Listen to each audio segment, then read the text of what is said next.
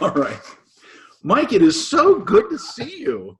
My Thank you. gosh, has your Yeah, fishing been good? That's all it's been it's been exceptionally good. Thank you for asking. I'm so glad to hear. Have I ever told you how much I hate fishing? Why is that? Has that been you never catch anything or what? Well, I'm not blessed in that way. Every time I get on a boat, it's not a good experience, and I'll I, explain a little about that in a minute. But yeah, I wouldn't imagine that it would be. I'm I, surprised your ancestors actually made it to this country by boat because well, my ancestors walked. I mean, they walked. we don't have And to. it's a wet walk. We don't have to get into that. Okay, Mike, I don't want to waste our time. No, So my I'm going to heavens, jump into no. this. Please do. You're just, when I was writing for comedy, we had a word for people like you. It was zany. Really. You are zany. Thank you. I'm going to take that as a compliment. Well, take it any way you want. But Good. zany is a good way to put it. All right. Well, we have a zany topic today, Scott. So why don't you start there you go. Okay. Well, here's the thing I want to say about this. At this time of year, it's hot. Things are slow sometimes. And let's also be honest. We get a lot of calls from our clients who are saying, "What's wrong with practice? Nobody's buying, nobody's coming in, nobody's appointing. It's terrible."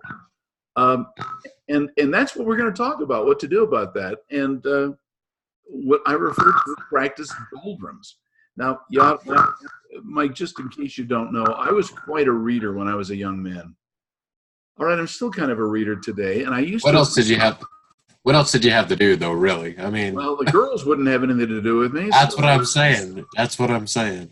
And of course, I am athletically challenged, a gift that I received from my ancestors, and I've passed on to my sons. Yeah, you're the kind of kid that we used to look up in the window as we were out playing ball, and we'd see you kind of with a book, and you were a little pale faced, and we made fun of you a little. But Thank you, Mike. Well, that's pretty much who I was. Then again, I've got advanced degrees, and I own this company, but let's forget right. about all that. All right. And you Zing. can. Okay. All right. Yes. Please continue with your presentation. All right. Now here's the thing. I used to love to read, and went into a genre in which I was reading everything about the 19th century sailing ships. C.S. Forester, Horatio Hornblower, and the Aubrey Maturin books by Patrick O'Brien, and Clavel. I loved all those things, and I just loved all the things about sailing. And it's funny because I get so seasick, I want to die. But let's get over that. The thing is, there's this thing called the doldrums, and the doldrums wasn't really as much a time a year, although there are times that the doldrums are worse or better. It's really a region around the equator, and what happens is the trade winds stop blowing. You can always depend on the trade winds to take you one place or another, and you sort of assume that if you're in the right latitude, that doesn't always work. And people have been known to starve or they'd die of thirst because they would just be stuck in this terrible hot zone with nothing going on. It's the doldrums. Now, let's make sure you understand something. All practices and all businesses go through a period of stagnation and slowdown at some period of time. Most of the time, it's on an annual basis. So there's sometimes that things are really going great, and sometimes they're just not going very well. Let's talk about it just a second. Now, they used to have a tradition of whistling up a wind in which sailors used to stand on the deck and whistle, assuming that would attract the wind. Sometimes they would do a thing where they would scratch stays or the back stays on the ship, the things that hold the ropes that the sails are attached to, and they would assume that would help. But of course, that doesn't help at all. But I've noticed that a lot of doctors do the equivalent of whistling up a wind and scratching stays. It's not a very smart strategy, but there's all kinds of weird superstitions they have. So what are the causes of the doldrums that go on seasonally throughout the year? And let's really talk about this for a second. The one thing I want you to understand, there are trends that are occurring in your location. Sometimes they're permanent, sometimes they're temporary. I get a lot of doctors who will call me and say, is this permanent or is it temporary? And we actually have to do a little examination to say. Now, sometimes there are states and cities and counties throughout the United States where it's dying. There is nobody moving in. There's no animus to spend money. They're doing almost everything they can not to come in. And that can be a permanent issue. At other times, there are seasonal things that happen, or things that are going through even a multi-year cycle within the geographic areas. So as a market analyst, what we do is we'll try to first of all say, is it temporary, is it permanent? What are the aspects of that factor that is important for people to know? Because here's the problem. A lot of people will freak out and they'll quickly get a demographic report from some company that's going to say, oh yeah, if you just know the demographics, you're fine. And that's not necessarily true. Remember, for most people that are not analysts, a marketing or demographic report is a snapshot. It just tells you what's going on right now. There's a very significant tendency to lie to the client. They'll do that because they want you to buy more stuff or to buy their solution. And the thing is, it's not always wise. So a lot of what we do at Dr. Demographics is try to figure out, first of all, is it temporary, permanent? And what is the manifestation of it? And then we can figure out what to do about the doldrums that your practice might be in. But there are also other factors that I want you to keep in mind that I've tracked over the last 30 years for practices. There are cycles, but the cycles are not national. They're usually highly localized. And here are some of the things like weather. Let's be honest. If you've ever been to Phoenix in June, July, and August, it's hot. It's hot as heck. And people leave town. Places in New York, New York City, for example, tends to empty out during June. Not so much other times because people want to get out of the weather. There are natural seasonalities that happen in certain businesses, and I'll talk about that in a second. There's also the way that holidays and other schedules operate within an area that are going to be predictive. But sometimes they don't always happen in exactly the same week, but they'll happen in the same month, and you can predict them and then know what to do about it. There's also psychographic factors, and that means there are some factors that relate to the type of people who live and work in an area that highly affects their behavior. Now, there are going to be times in which young families will tend to act much more actively in a practice versus the older people who will come in at different times. So the psychographics, not just demographics, but the lifestyles of those people are highly going to be affected by it. One of those things that we have in the Rocky Mountains is skiing. There's a thing about skiing. There's also a thing about hunting. Mike knows about hunting because there's all of a sudden they get shaky hands and they want to go out and buy a rifle or a shotgun. And it's a psychographic lifestyle thing. And it also kind of transmits into culture. Now, culture can be your nation of origin. There are certain factors that certain people do more or fewer things. You know that Mardi Gras is actually a religious holiday. You know that Easter, Lent, affect, as part of your culture, what you're willing and likely to do. Other cultures and groups that live right nearby don't. There's also things like in Detroit or other Pennsylvania, Michigan, and other places that have significant manufacturing, they do a thing annually of retooling. Literally, they'll change the tool dies and the mechanical things in the factory so that they can make the next year's brand. This goes for clothing manufacturing as well. There are also places that have, well, you know, there's a couple of towns in Iowa, Nebraska, that are very big into tax preparation, and they do software design just for taxes. It's highly seasonal. And because of that, the town shuts down in some ways. Now, the other thing is there's also agriculture, which we have a tradition of in this country, that will affect what people are doing. And as soon as the crop comes in, which doesn't come in at the same time for all crops, will affect how much cash is available within the town. So, for example, cotton is harvested at a different time than corn. There's also artificial and natural factors. And sometimes these are holidays, sometimes they're state holidays, sometimes, well, manifestations of culture. Now, I'll tell you, in Utah, between July 4th and July 24th, that is when we have family reunion time. Everybody goes out of town for family reunions. It's a 2 or 3 week period of time. And Pioneer Day is kind of the culmination of it.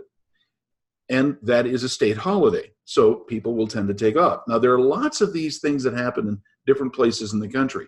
I'm telling you this because a lot of times I have to do the research to say, why is nobody coming in? Is it your fault? Maybe, and maybe not. It could be one of these natural or artificial habits that exist within an area. And there are other patterns. So, for example, when interest rates rise and fall, all of a sudden people are active in doing things. Right now, it looks like the Fed is going to reduce interest rates before the end of July. And by the way, I know if you're watching this later, that doesn't make sense. But it's likely they're going to reduce the rates by 0.25%. And it's likely to be followed on quickly by the next Fed meeting, and even a greater interest rate will change. That just means all of a sudden practices can be for sale, homes will be less expensive to go to, a lot of things that are really, it's another pattern that happens, but it's not predictable necessarily. There's also graduations. Look, if you're going to hire a new doctor, an associate to come into your office all year long, there are going to be periods of time in which the local professional schools are graduating and pushing young people out. The same thing holds true for the results in the state boards. So you may graduate, but you're not licensed, and until you're licensed, you can't really work, and that's the thing about hiring doctors. But other factors like college and high school graduation can greatly affect your staff. And just there's news stuff that happens. Are we going to be at war with another Middle Eastern country soon? I don't know, but it's going to affect things as soon as that happens. The price of oil, for example, strongly it affects the patterns and how much the refineries are open that are producing gas is going to raise or lower the price of gas. I'm just saying. So ultimately, I want you to stay in control. There are 5 things I want you to do. One is you got to track the seasonality of what you're doing. There are going to be some things that are going to be more seasonal than others, but you have to know, how did we do this month? How did we do last month? Some people like to do it by week. I don't. I believe you should track trends no closer than a monthly basis or a quarterly basis. Don't do it on an annual basis. Second thing is, don't panic. My gosh, everything is going to change. Things happen. It happens to our business. It happens to your business. It happens. So don't panic. Also, there's no excuse if you don't do your research.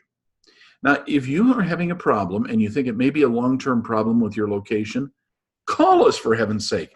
We don't have this long-term program where you're going to buy 30 demographic reports. It's going to happen. Do your research, find out the facts, and it is one of the things that Mike and I do. Plan for rain and plan for shine. It means that you got to be able to say, look, nothing's going to last forever. How well is it going to continue? Mike and I are going to be meeting shortly, which we do on an annual basis, to plan. So let's say things go great. What are we going to do? Let's say things aren't going so great. What are we going to do? And how do we make these things work better? So it's a time to kind of sit around and be thoughtful. Everybody needs that time. Also, you've got to use the time to gather your team. If you don't have the capacity to hire a new great associate, and you know you're going to need an associate at some time, for heaven's sakes, get your employee contracts ready. If you know you're going to be having taxes come up, get your tax team ready. If you know you're going to need to do more production, advertising, whatever, get your team together. And I hope you'll consider Dr. Demographics as one of your members of your team. Now, there are a few maxims I want to share. Patience is a virtue to a point. Yes, you should be patient, but let's not get carried away. Sometimes you just have to jump and not let patience rule you. It's also, in a terrible fall, flap your arms. And I say that because of Hitchhiker's Guide to the Universe. Like, sometimes you're going to miss the earth and fly. I don't know. I doubt that's going to happen. But it is going to happen that even when you're desperate, flapping your arms and doing something is going to be better for you than nothing. Think outside the box and think beyond the box, because there may be things that are going to change that are completely unpredictable. You don't know what skills you have, nor the relationship that your practice can have with other practices of completely different types that are going to make a big difference to you. And remember what you did last time. No, you're not dead yet. You're still in practice. So just remember, we had a bad thing happen sometime before. What did we do then? What should we do? Now, attitude adjustments, you can always do something. I believe that. But that something may be more or less effective than at other times. So don't go crazy in assuming that all of your efforts are going to deliver fantastically. Sometimes the cumulative benefits, for example, of marketing, you don't feel. You may do a marketing campaign and not everybody comes in yet, but they may in a short time. Don't lose sleep over the inevitable. There are things that are going to happen and you can't fix it. Just do the best you can to get by. Death comes to us all. Ask anybody who's old and they'll tell you, oh yeah, all my friends are dead. And I'm just saying that because it is one of those things that you have to recognize in life. I keep telling Mike, I'm not going to live forever. I'll probably outlive you, but whatever. Sometimes you have to man the oars. So if you're caught in doldrums, what these big ships would do is they'd give a paddle or a board to everybody on board to at least get them to go somewhere. Sometimes the difference between the doldrums and not doldrums is about 100 yards, meaning it's a region, not just a time. That often can help. And also remember, I want you to be proactive, not reactive, if at all possible. It's not that reactive strategies don't work. I'm just saying proactive is really the better way to go. Now, a couple of things I want to make sure everybody knows. This month we're doing the Miracle Max 49 discount. Please pay attention to it. You don't have to tell everybody else. This is for you. And also sign up for the podcast and webinars. If you guys are not signed up for our regular webinars, you don't have to attend, but some people are on this just because they've wandered in. Sign up so you can get a regular notification of what we're doing, and we'll send you a copy of it. Mike, are you ready? Scott, I'm always ready. Always ready, Mike? Can you hear me okay? I can hear you fine. All right, fantastic. I can hear you too well, yes. Oh, okay, well. So a couple things. I agree with this topic wholly that Scott's talking about. And it's really not funny. It's not funny. Matter of fact, it's horrifying oftentimes when we have doctors that call us and they're in this spot and we always have to, we say this, and this is insensitive, but we always say we have to talk them down off the cliff a little bit because they feel like this is their new reality, their new paradigm. And in most cases, it's not. Sometimes it is. Sometimes something has happened. A few years ago when flooding was happening in Houston and some of these other places, things were going to change for those doctors. And they did have to make some hard decisions. But that is different than what Scott's talking about. Scott's talking mostly about those short-term things. So I thought what I would do today is talk about another kind of short-term solution when you find yourself in this situation where it does feel like it's the end and you really don't know what you're going to do or how you're going to respond to this issue, this temporary issue. And so I always refer to it as shake the bushes. And again, going back to Scott was talking about how I'm a hunter and a fisher and that kind of thing. And sometimes you need a dog to go out and shake the bushes to see if there's a bird in there. If you're bird hunting, for example. And that's what a bird dog does, is he goes and he goes to the different bushes and whatnot as to see if there's a pheasant or some kind of a bird in there. And in the professional practice world, it's a similar thing. And again, whether you're a dental practice or a veterinary practice or whatever you are, sometimes you have to shake the bushes in order to find new patients, especially during those doldrums times. You have to be able to have that skill. Otherwise, you're going to sit around twiddling your thumbs, hoping that things go better. And I've said many times how hope typically works in marketing. It doesn't. We don't hope as marketers. We're scientists at marketers. So let's talk about how to shake the bushes for new patients. The first thing that I want to talk about is you have to first look at the traffic that you control before you seek new traffic that you don't control. So I've talked about this in the past, but I want to do a really quick recap for those of you that maybe missed that presentation or that training that I've done. But basically, there are three types of traffic. This is just a reminder, so I'm going to go through this really quick. And you ought to go back and look at that training if you haven't seen it to learn more about the 3 types of traffic and how it can impact your practice. But the first type of type of traffic is traffic that you don't own or you don't control. The example to that is internet traffic. Somebody that's just typing in something and they're seeing a big list of websites. You don't control that traffic. Google controls that traffic. Yahoo controls that traffic. Microsoft controls that traffic. Street traffic.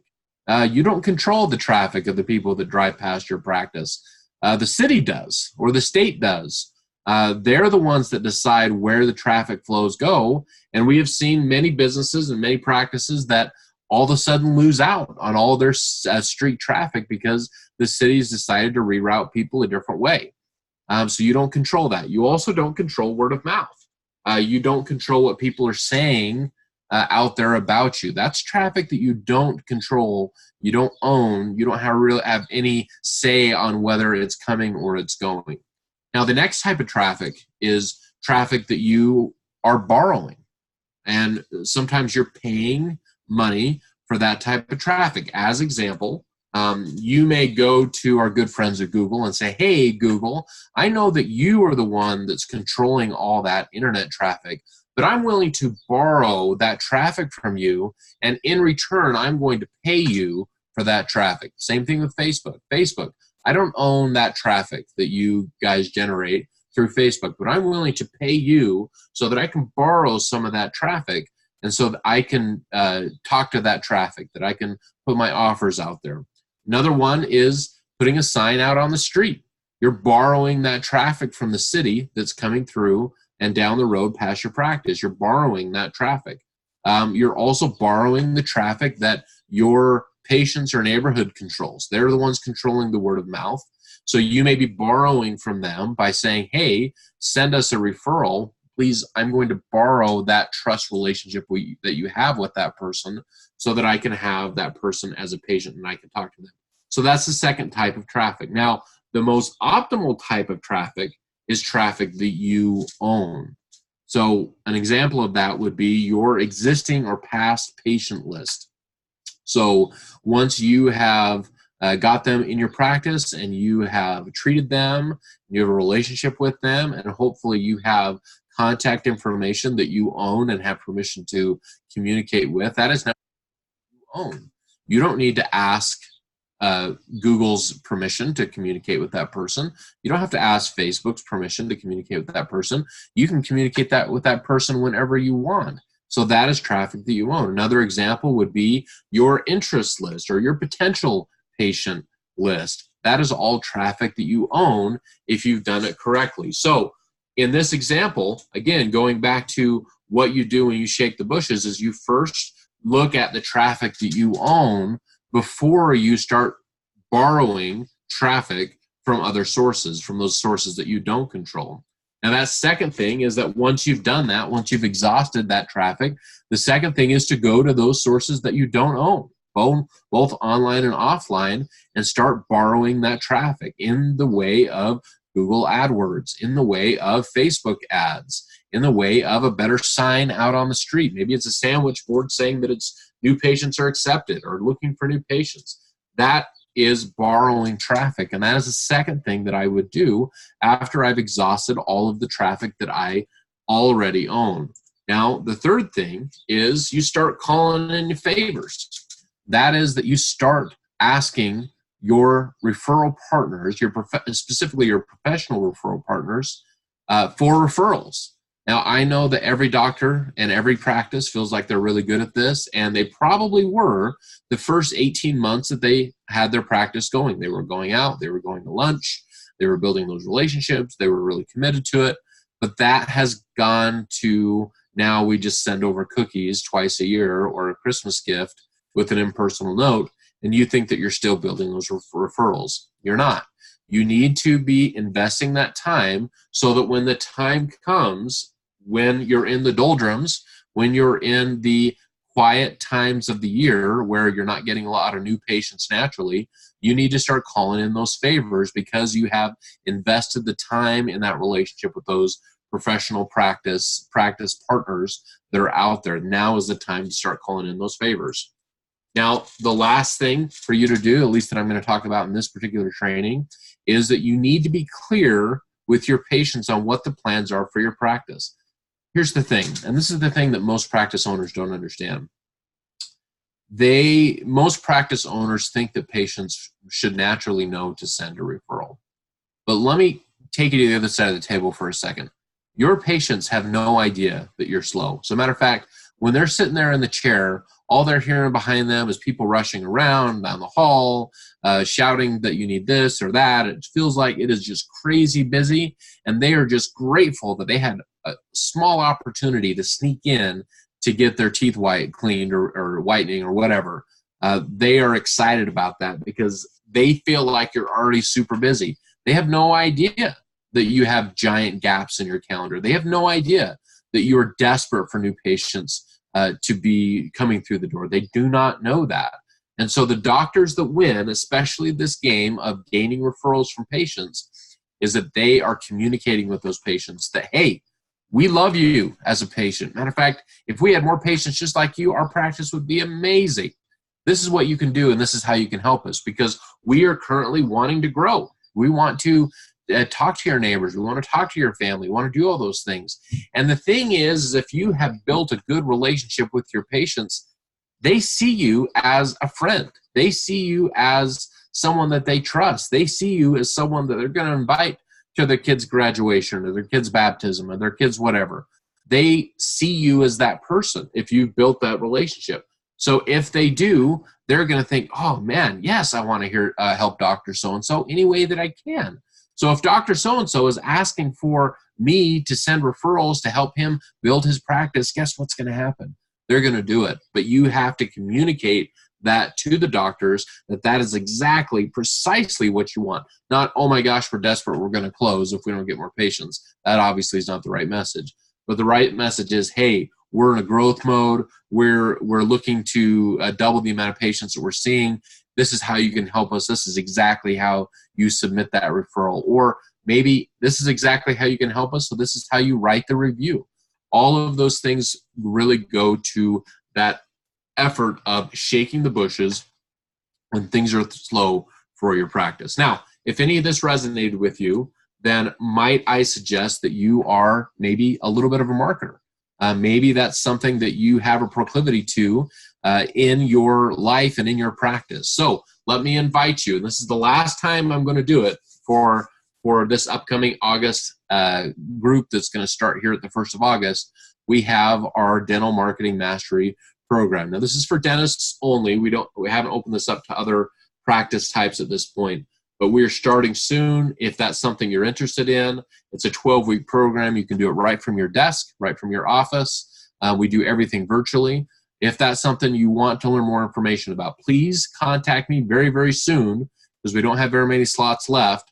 Contact me at mike@drdemographics.com, or you can call me personally on my cell phone that's right here, 435-559-9016, and I would be more than happy to share that information with you and invite you to that program. Scott, is that significantly shaking the bushes enough for you? That's very good. Now, by the way, I also ought to say, in this coming year, we're probably going to go to do marketing mastery courses in other professions. So veterinary medicine, for example, probably various pediatric type practice, Sure. pediatricians and others. And that's, believe it or not, because we've got fantastic experience and research on all these other practices too. It's just dentistry is kind of our low-hanging fruit. Yeah. Other little thing I want to say real quick before we get going. Mike was mentioning desperation. And, people do dumb things when they get desperate. They'll make odd choices and they'll start blaming people. Look, your spouse and significant other, it's not their fault. Most of the time, it's not even going to be your fault. You just have to figure out, how do I handle the situation? Yeah.